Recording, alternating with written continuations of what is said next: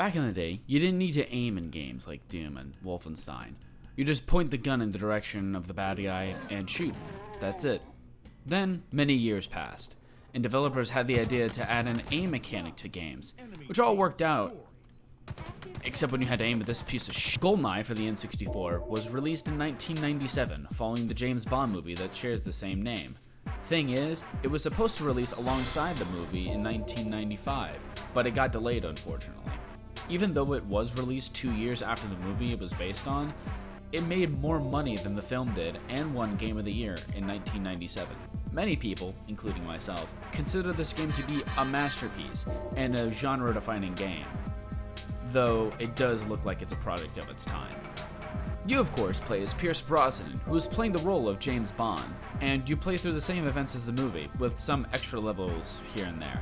You meet all the same characters: Alec Trevelyan, Natalia, Zukovsky, Boris, and a Moonraker guy? Yeah, as I mentioned before, the game was delayed about 2 years, so the developers decided to add some stuff from Moonraker, The Man with the Golden Gun, and Live and Let Die. The game itself is split up into missions with different set pieces to coincide with the ones from the movie. except these ones, just don't worry about it. Each level plays out a little differently because you have different objectives that you have to complete before you actually beat the level. You can't just run and gun to the end of the level and then proceed. You are required to complete the level objectives.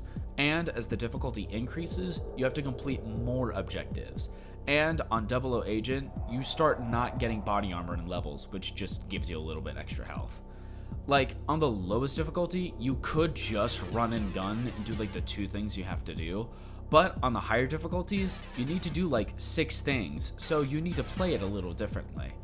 I enjoy this feature mainly just because it forces you to play each level differently than what you've done in the past. The game itself doesn't really care how you accomplish the objectives, just as long as you complete them.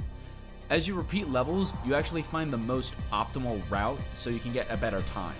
The game rewards you once you complete a level in a very fast manner by giving you cheat codes, which can turn yourself into a god wielding 2 laser guns, unable to die.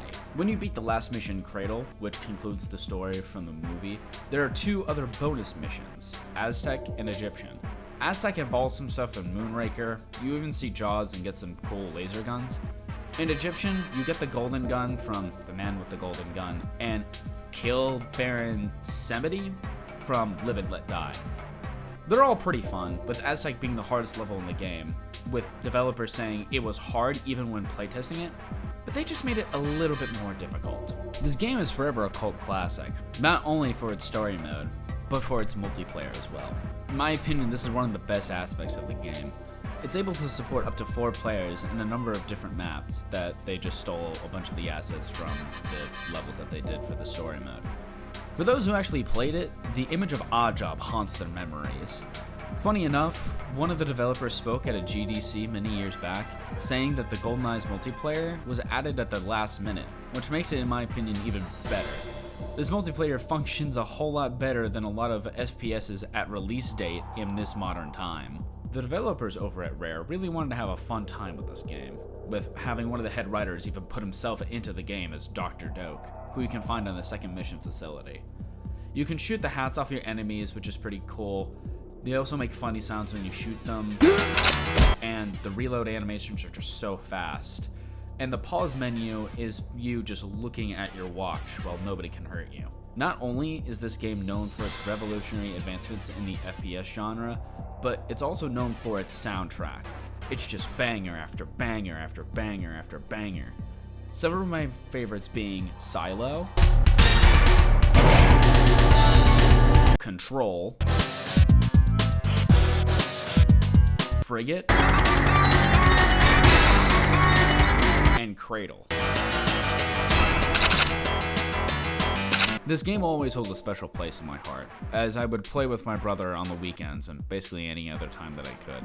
Not to mention the cultural impact that it's had with people consistently referencing Oddjob in multiplayer and comparing those who use Oddjob to actual cheaters, or just how the game made more money than the movie itself. I still don't get it. Goldeneye, it's one of my favorite James Bond movies of all time. It's one of the better Bond movies in general. I still don't understand how it made so little money. How did it make so much little? This game will be forever remembered as a classic. That's why I'm giving it a masterpiece out of 10.